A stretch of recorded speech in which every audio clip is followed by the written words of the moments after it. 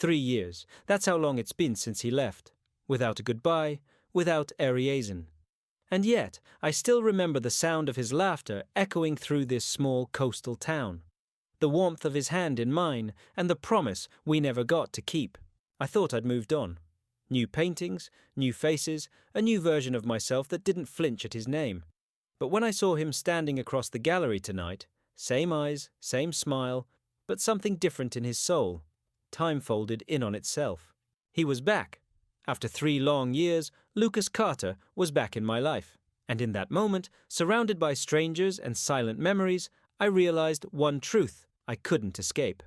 No matter how far you run, love has a way of finding you again. Years is a long time to forget someone. Long enough for a broken heart to stop aching, or at least to pretend it has. Every morning I wake before sunrise. The first light spills through my apartment window, catching the edge of my canvases like liquid gold. It's become a ritual. Coffee, music, brush, and hand. I paint the sea because it never stays the same. Maybe that's why I love it. Maybe that's why I still think of him, Lucas Carter. The boy who could never stay still. The one who believed that the world was too big to stay in one place, too beautiful not to chase. And when he left, chasing that beauty, it told myself I'd be fine. But some absences don't fade. They echo. Tonight, the town feels alive. String lights drape across the boardwalk, and laughter spills from the new art gallery by the shore. It's opening night, my first solo show. Naomi adjusts my collar and grins. You look like you're about to either faint or propose. I laugh, nervous. Both sound equally terrifying. She nudges me. Relax, Ethan. Your paintings are stunning. The whole town's been talking about you for weeks. Her words settle over me like warmth. For the first time in years, I feel seen. The gallery hums with quiet admiration. Soft jazz, clinking glasses, the scent of ocean salt mixed with perfume. My paintings line the walls, seascapes, portraits, glimpses of emotion frozen in oil and light. Every piece holds a fragment of memory, of love, of loss, of him. I stand near the centerpiece, driftwood hearts. 2 figures on a beach, shadows almost touching, separated by a tide that never stops moving. People call it romantic. I call it the truth. Naomi is mid-sentence when her voice trails off, her eyes flick towards the door. Ethan, she whispers, don't freak out. And before I can ask why, I see him. Lucas. 3 years later, taller, sharper, yet somehow softer. The familiar slope of his shoulders, the small scar on his eyebrow, the same quiet intensity in his eyes. He's holding a camera. Of course he is. My breath catches like the air forgot how to move, Naomi whispers. Want me to? I shake my head. No, it's fine. Except it isn't. The room tilts, sound fading to a dull hum as he walks closer. Every step rewrites the last 3 years. The letters he never sent. The apologies I rehearsed but never spoke. The way his absence lived like a ghost in every painting I made. He stops in front of driftwood hearts, his voice low, careful, almost reverent. You still paint the sea. My heart clenches. And you still show up unannounced. He smiles faintly, the kind of smile that hides more than it reveals. I didn't know you'd be here. A lie or maybe not. Either way, the truth between us is heavier than words. 3 years ago, the night before he left, we sat on the roof of my old apartment, city lights glittering below. He held his camera up to the stars. Do you ever think, he'd said, that some people aren't meant to stay in one place? He laughed it off then. You mean you? He'd smiled. I mean us, we're too young to stop moving. But I wanted stillness.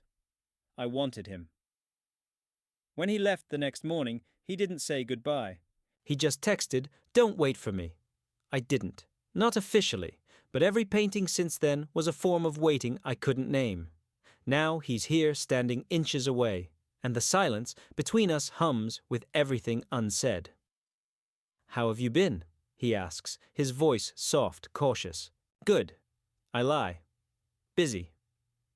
He looks around the gallery. I see that. These are... Wow, you did it, Ethan. Something in me stirs, pride and pain tangled together. Yeah, I say. I did. There's a beat of silence. I came back last week, he says. My sister's getting married. I thought I'd stay a while. I nod, pretending this is casual, pretending my pulse isn't betraying me.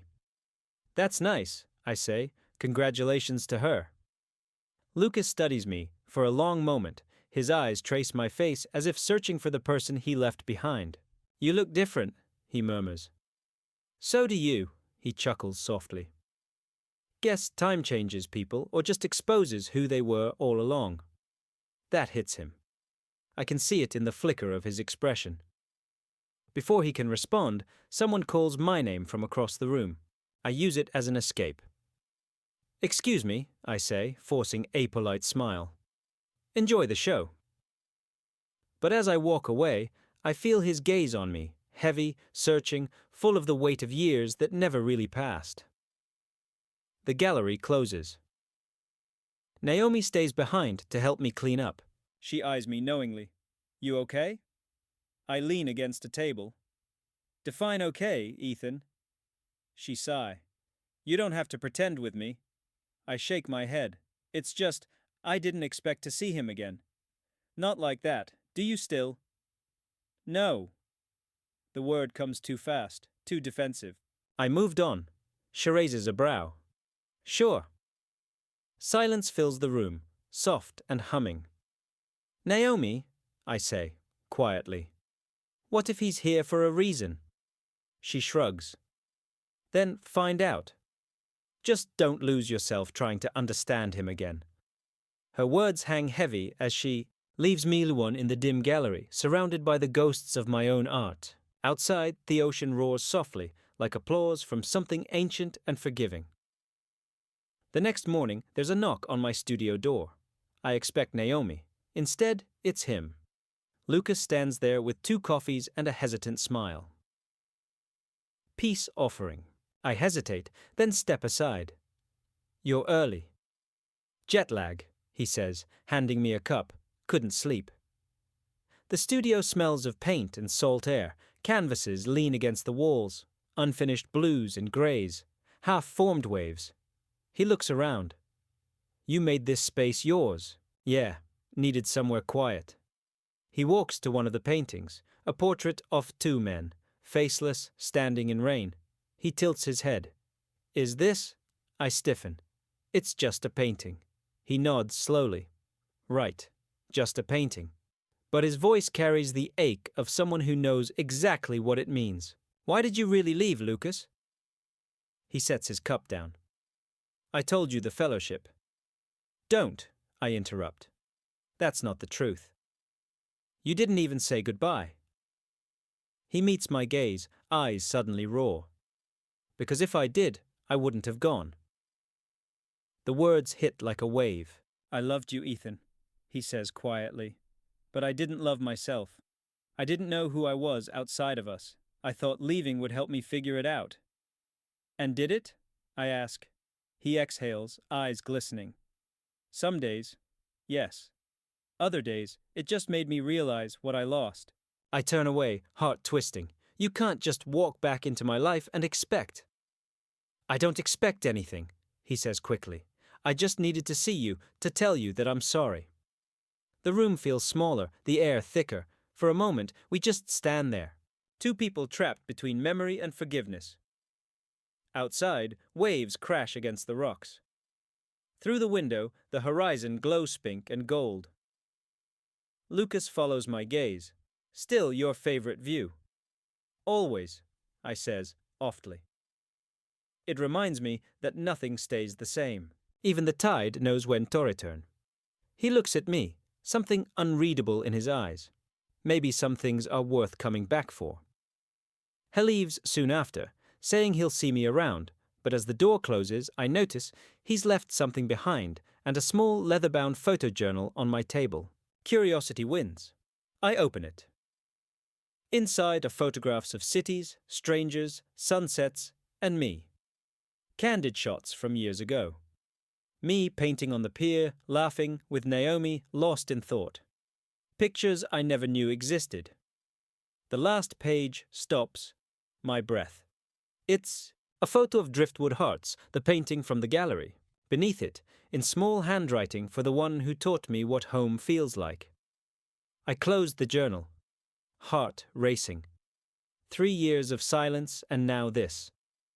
He didn't just come back. He'd been carrying me with him all along. Outside, thunder murmurs over the sea, the sky deepening into stormy grey. And as rain begins to fall against the window, one thought refuses to leave my mind. Maybe love doesn't end when someone leaves. Maybe it just waits quietly, patiently, for the day they come back. The next few days felt like walking through a dream I didn't agree to enter. Lucas was back in the same town, breathing the same ocean air, walking the same streets that used to belong to us. And yet, everything felt unfamiliar. Or maybe I did. I tried to bury myself in my work, paint, teach, sleep, repeat. But every brushstroke seemed to pull me closer to him again. The curve of a shadow, the warmth of light. His face kept finding its way into my art, like muscle memory. That photojournal he left behind sat on my table unopened since that first night. But I knew the moment I looked at those photos again, I'd fall straight back into everything I tried to forget. Naomi dropped by the studio one morning, her usual whirlwind of energy and caffeine. She noticed the journal immediately. "Still haven't looked through it properly?" she asked, sipping her latte. "I'm trying not to," I admitted. She arched a brow. "Why? Afraid of what you'll feel?" I sighed. "I just don't know what he wants." Naomi smirked. "Maybe he wants you back." I shook my head. "It's not that simple." He left, Naomi. No explanations. Just gone. She softened. "Ethan, people mess up. Sometimes love doesn't die. It just gets lost. Maybe he's trying to find it again." Her words lingered long after she left, echoing through the quiet like distant waves. That evening, I found a note slipped under my studio door. It was simple, handwritten on plain paper. "Ethan, there's a small exhibition at the old theater tomorrow. My photographs from the last 3 years. I'd like you to come. No pressure." Lai stared at the words for a long time. 3 years of silence and now this. An invitation into the world he'd disappeared into. Part of me wanted to ignore it. The other part, the one that still remembered the way he used to hold a camera like a compass, couldn't resist. The next night, the old seaside theater buzzed with quiet excitement. Soft music, low lights, and a crowd of familiar faces. Lucas stood near the center, greeting people with that same easy charm. When he saw me, his expression changed. Relief, gratitude, and a flicker of something deeper. "Hey," he said softly, approaching. "You came." "I wasn't sure I should," I admitted. "I'm glad you did." The walls were lined with photographs. Breathtaking landscapes, portraits of strangers, moments suspended in time. Each one seemed to hum with emotion, like fragments of a story told through light. And then I saw it. A section titled Home. Photographs of our town. The beach, the boardwalk, the pier, and me captured from a distance unaware, painting by the water, laughing with Naomi, watching the sunset. Each photo was intimate, reverent, like a love letter in still frames. I turned to him, my chest tight. "You were photographing me all this time?" He nodded slowly. Wherever I went, I tried to move on. But somehow, every picture I took led me back to you. "Why show me this now?" I asked quietly. He hesitated. "Because I needed you to know that leaving wasn't the end for me. It was a mistake I carried into every city, every shot, every sunrise." His voice trembled raw with emotion. I thought freedom meant distance, but the further I went, the more I realized you were the only place that ever felt real. I didn't know what to say.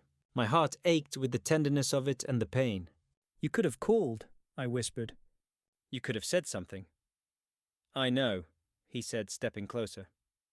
"But every time I tried, I convinced myself you'd moved on. That maybe you were better without me." And now he met my eyes. "Now I'm here hoping you'll let me explain. Not to fix everything, just to be honest." After the exhibition, we walked by the beach. The night was calm, moonlight painting silver paths on the water. For a while, we didn't talk. The sound of the waves filled the spaces words couldn't. Finally, I asked, "Do you ever regret leaving?" He exhaled. "Every day. But if I hadn't gone, I don't think I would have understood what I had." "Sounds like something you tell yourself to feel better," I said quietly. He smiled sadly. "Maybe, but it's also true." We stopped near the rocks where we used to sit years ago, our favorite spot. He looked out over the horizon, then at me. "You know," he said, voice low, "I used to dream about this coming back, seeing you again. But in my dreams, you were always angry." I laughed softly. "I was," he nodded. "Yeah, you had every right to be." We stood there for a long time, the wind tangling our hair, our breath sinking like old rhythm rediscovered. Something about the moment felt fragile, like a glass heart between us. One wrong move, and it would shatter. He reached out, brushing a strand of hair from my face. His fingers trembled, lingering just long enough to make my pulse race. "Can I be honest?" he whispered, nodded. "You look the same, but there's something stronger in you now. Like the part of you I broke decided to bloom instead." The words hit deep. I didn't know whether to thank him or cry. "Don't romanticize what you did, Lucas," I said softly. He lowered his hand. "I'm not. I see you now. The person I was too blind to see before." Our eyes met, and for a heartbeat, the years between us vanished. The next morning, I placed the photojournal back in his hands. He looked surprised. "You didn't like it?" "I did," I said. "Too much." "That's the problem," he frowned. "What do you mean?" I took a breath. "Those pictures, they're beautiful, but they're your version of me. I'm not that person anymore." He looked at the book, then at me. "Maybe that's why I'm back, to meet who you've become." Something in his tone softened the edges of my defenses, but I still couldn't let him all the way in. Not yet. We sat at the old cafe by the pier, the same place we used to go when everything felt possible. Lucas stirred his coffee, staring into the cup like it held all his regrets. "I used to think love was supposed to be easy," he said. "That if it hurt, it wasn't real. But now I think love is the pain. It's what we carry when we lose something that mattered." I nodded slowly. "And forgiveness? That's the hardest kind of love," he said. For a while, we just sat there. Two people who once knew everything about each other and now had to start from the beginning. It started in the rain. I was sketching under a cafe awning, trying to capture the reflection of neon lights on wet pavement. He ducked in, camera dripping, smile radiant. "You're stealing my shot," he joked. "You're in my light," I'd shot back. He'd laughed, a sound that felt like sunlight. From that moment, something invisible tied us together. We were opposites that somehow fit. Quiet and chaos, order and spontaneity. And maybe that was our downfall too. After coffee, we walked again, this time slower. He turned to me. "Can I ask something?" "Go ahead." "Do you still paint me?" I hesitated. Sometimes hesmailed faintly. "I still photograph you." That made me laugh. A small, reluctant laugh that cracked open the tension just enough for warmth to seep in. Later that night, we stood outside my building. The street was quiet, a gentle drizzle beginning to fall.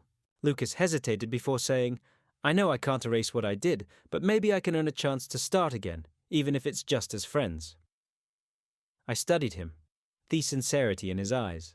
For the first time, he wasn't the boy who ran. He was a man who'd learned what staying meant. "Friends," I repeated softly. He nodded. For now, I smiled faint but real. "Okay, Lucas, for now." He grinned, that familiar, heart-wing grin, and stepped back. "Good night, Ethan." "Good night." As he walked away, I realized something I hadn't felt in a long time.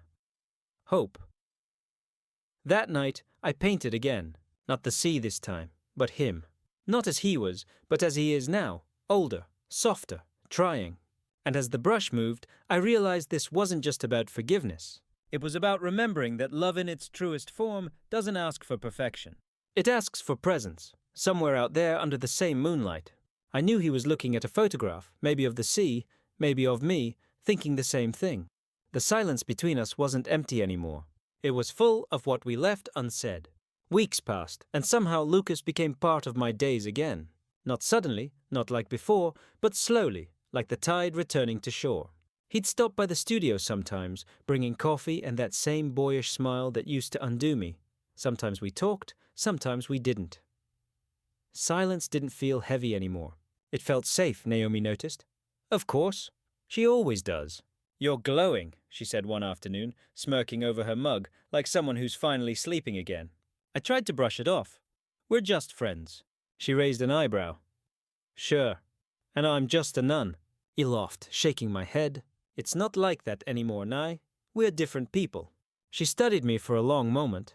Maybe, but some people carry the same heartbeat even when everything else changes. I didn't respond because a part of me knew she was right. One Saturday, Lucas asked if I'd join him for a drive along the coast. No agenda, no pressure, just two people chasing the light like we used to. We parked near a cliff where the ocean stretched endlessly below. The sound of waves, the cry of gulls, the scent of salt. It felt like a memory playing in real time. Lucas set up his camera, then handed me a small disposable one. For you, he said, so you can see what you see. I laughed. I'm a painter, not a photographer. Same thing, he said. You just use a different kind of light. We spent the afternoon in comfortable silence, snapping photos and talking about everything and nothing. The way the clouds looked, how the ocean seemed bluer when you stopped trying to name the shade. For the first time in years, it felt easy again, natural. As the sun dipped lower, the light turned soft and golden, the kind of glow that makes everything look like forgiveness. Lucas turned his lens toward me. Don't move, he said. I sighed. Lucas, just one shot, he pleaded. I rolled my eyes but stayed still. He lowered the camera slowly after the click. You're still my favorite subject, he murmured. I felt my chest tighten, not from the words, but the tenderness behind them. Don't say things like that, I whispered. It confuses me. He stepped closer. Maybe it's supposed to. The air thickened between us, not with lust, but with something deeper, older. The space where longing meets memory. For a heartbeat, it felt like the past and present blurred together. Then and now, finally, holding hands. A week later, he came to the studio unannounced, camera in hand. He stood silently, watching as I painted. What's this one called? He asked softly. I glanced at the canvas. It was abstract, colors swirling like wind and water.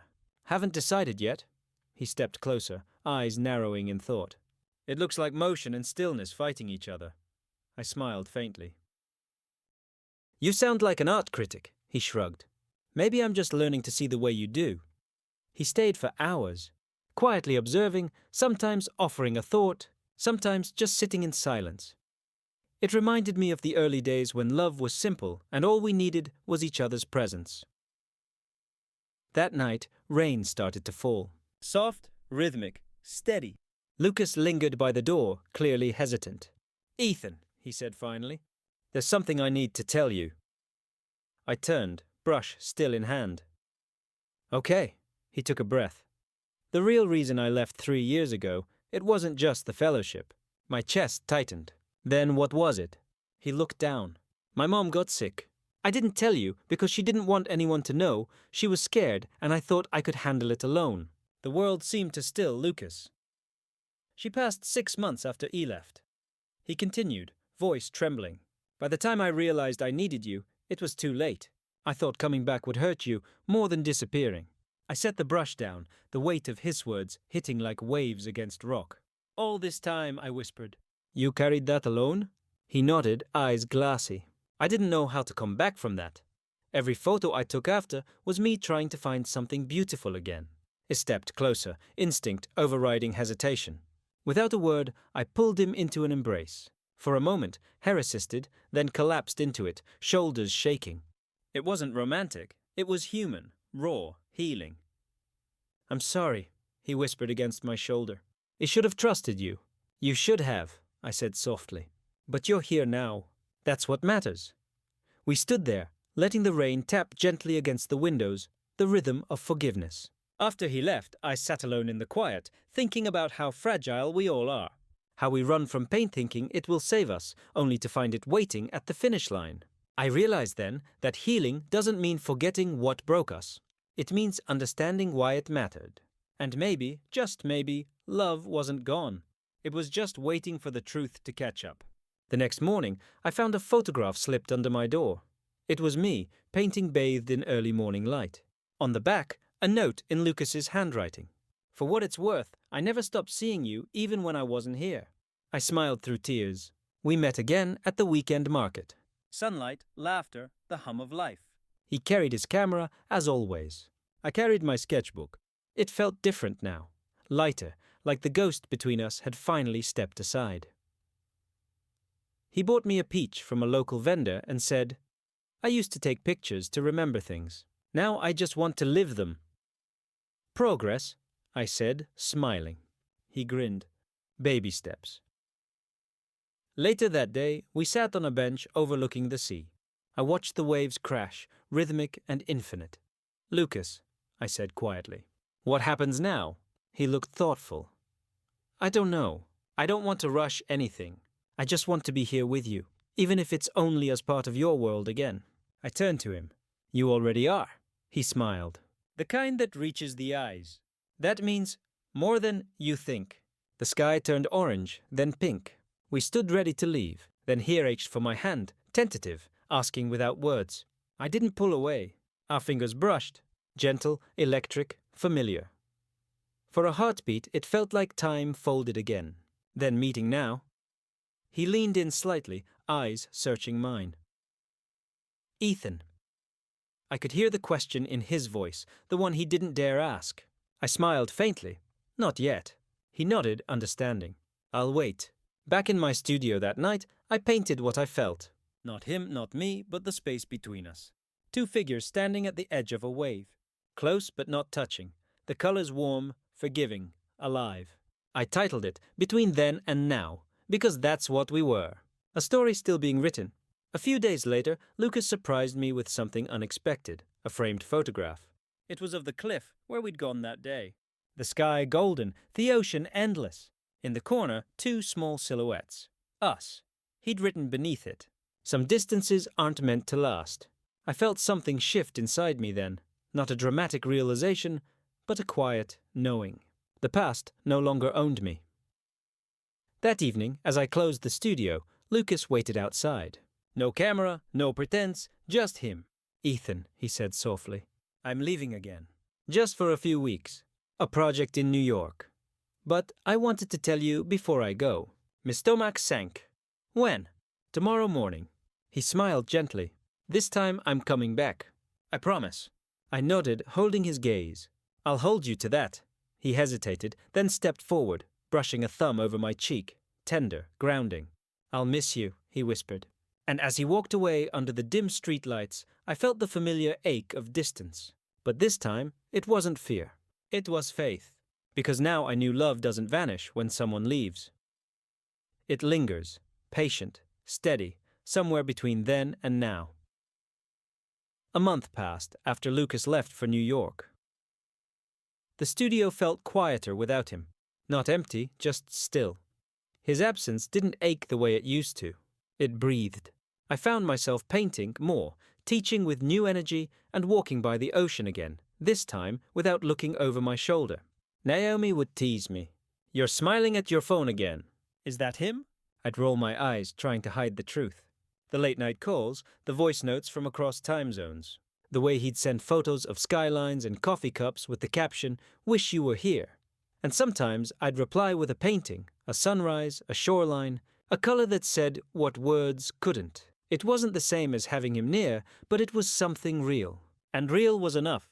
And for now. Lucas's messages became a rhythm to my days. Some mornings I'd wake up to his photos, rain on a taxi window, a stranger smiling, the city at dawn. Each one came with a note.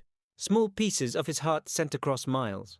"This light reminded me of your paintings. Thesity feels less lonely when I know you're awake somewhere. I think I'm finally learning what staying means." It was strange. Loving someone not through presence, but through words and moments, yet it felt honest. It felt earned. One evening, Naomi and I sat by the pier, watching the sun sink into the horizon. "You know," she said, "people always think love is about big gestures, flowers, proposals, grand confessions." I glanced at her. "And you don't." She smiled. I think love is quieter than that. It's two people choosing each other, even when life gives them reasons not to. Her words settled deep inside me. Maybe this was what maturity looked like. Not perfection, but patience. It was a Friday afternoon when I saw him again. I was hanging a new painting at the gallery when the door opened. And there he was, standing in the doorway with that same camera bag slung over his shoulder. For a second, I thought I was dreaming. Lucas. He smiled a little breathless. I told you I'd come back. Before I could speak, he crossed the room and pulled me into a hug. Warm, steady, real. The scent of rain and travel still clung to him. I missed you, he whispered against my hair. I smiled into his shoulder. You kept your promise. He pulled back just enough to look at me. Always. Later that night, we walked along the shore, our old routine resurrected like a favorite song. He told me stories about New York, the exhibitions, the chaos, the noise. But his eyes softened when he said, nothing there felt like home. I asked, what does home feel like to you now? He stopped walking, turned toward me, and said this. The wind moved between us, carrying salt and truth. You know, I said quietly. Part of me was scared you'd stay gone again. He shook his head. I almost did. Not because I wanted to, but because I was afraid of not being enough for you. I smiled gently. You don't have to be enough. You just have to be you. He looked at me for a long time, like he was memorizing me all over again.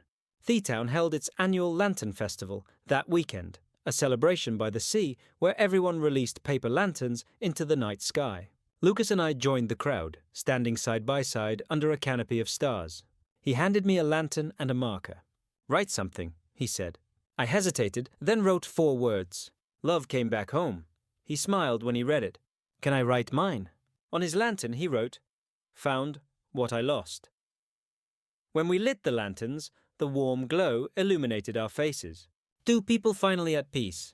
We let them go together, watching them drift upward, slow and graceful, until they disappeared into the dark.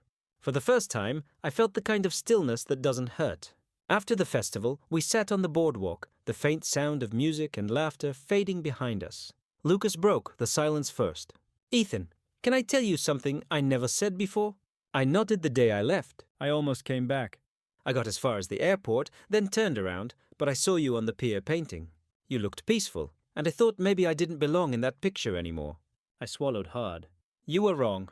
He smiled softly. I know that now. I turned to face him fully. Lucas, I don't know where this goes or what comes next, but I do know one thing. I don't want to keep living in the past. If we do this, it has to be new. No ghosts, no half-promises. Here ached for my hand. Then let's start over. The air was cool, carrying the scent of the sea and the sweetness of lantern smoke. He leaned in slowly, hesitant, reverent, as if asking the universe for permission. This time I didn't pull away. When our lips met, it wasn't fireworks or chaos. It was quiet, a soft exhale, a promise sealed in silence. It felt like coming home. When we finally parted, he rested his forehead against mine. Worth the wait, he whispered. I smiled. Every second, weeks turned into months again, but this time nothing felt uncertain. Lucas started teaching photography workshops at the community center. I began preparing for another gallery show. This one titled Return. We weren't perfect, but we were honest, and that made all the difference. Some nights we'd stay up late, sitting by the window, sharing stories and plans. He'd show me his new photos. I'd show him my unfinished paintings. It was like learning anew. Language together, one made of patience, trust, and laughter. The night of my new exhibition, the gallery was filled with soft music and familiar faces. Naomi hugged me tight. Look at you, Mr. Second Chances. I laughed. Don't start. Lucas stood quietly by one of the paintings, smiling. It was between then and now, the piece that captured our journey. When I joined him, he whispered, I still remember the night you painted this. And I remember the day you became part of it, I said. He took my hand, squeezing gently. Thank you for letting me come back. I looked at him. Truly looked, the man who once ran, now standing steady beside him. You didn't just come back, Lucas, I said softly. You came home later that night, after the crowd left and the gallery lights dimmed. I stood by the window, watching the ocean. 3 years ago, I thought love was something that either stayed or left, but now I know love doesn't live in distance or time. It lives in the space we keep open for each other. Lucas came up behind me, wrapping his arms around my waist. "Penny, for your thoughts," he murmured. I smiled, just thinking how everything changed when you came back. He kissed my temple. Everything. Everything that mattered. We stood there in silence, the moonlight spilling across the floor, the sound of waves whispering through the night. And for the first time in a long, long while, I felt the one thing I'd been chasing in every painting, every breath, every memory: peace. Months later, the gallery expanded. Lucas's photographs and my paintings were displayed side by side. Light and color, image and feeling, two perspectives woven into one story. Visitors often asked about the title of the collection. We called it When Love Came Back because that's what it was. Not a fairy tale, not perfection. Just two people who found each other again when the world said they wouldn't. And sometimes that's all the magic we need.